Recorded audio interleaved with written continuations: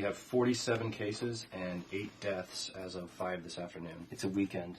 These numbers might be low. People are staying home for a couple of days to see if they get any better. So at this point, I think we have to believe this is respiratory. Maybe fomites, too. What's that, fomites? It refers to transmission from surfaces. The average person touches their face 2,000 or 3,000 times a day. 2,000 or 3,000 times a day? 3 to 5 times every waking minute.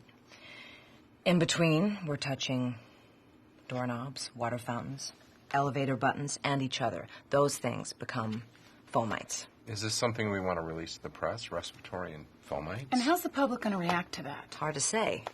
Plastic shark in a movie will keep people from getting in the ocean, but a warning on the side of a pack of cigarettes... We're going to need to walk the governor through this before we start to freak everybody out.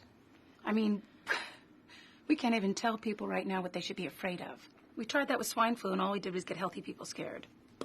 It's the biggest shopping weekend of the year. I think we need to consider closing the schools down. And who stays home with the kids?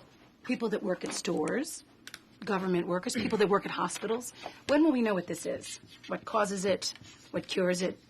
Things that keep people calm. What we need to determine is this.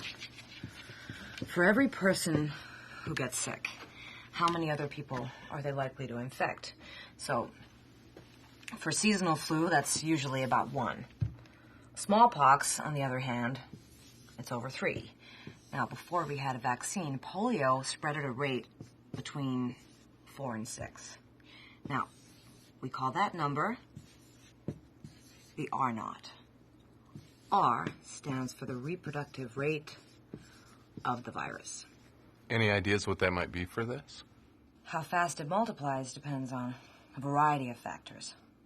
The incubation period, how long a person is contagious. Sometimes people can be contagious without even having symptoms. We need to know that too. And we need to know how big the population of people susceptible to the virus might be. So far, that appears to be everyone with hands, a mouth, and a nose. Once we know the R0, we'll be able to get a handle on the scale of the epidemic. So it's an epidemic now. An epidemic of what? We sent samples to the CDC. In 72 hours, we'll know what it is, if we're lucky. Clearly, we're not lucky.